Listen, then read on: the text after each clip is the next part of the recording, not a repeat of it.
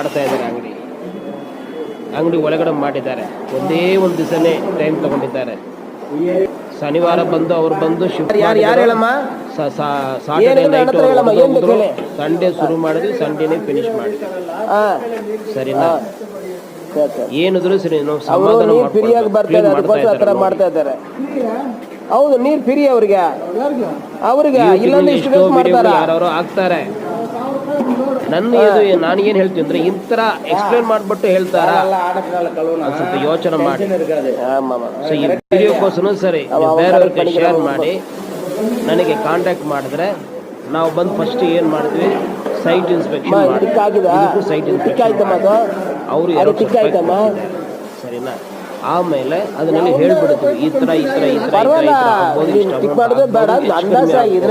ತರ ಹೋಗ್ಬೋದು.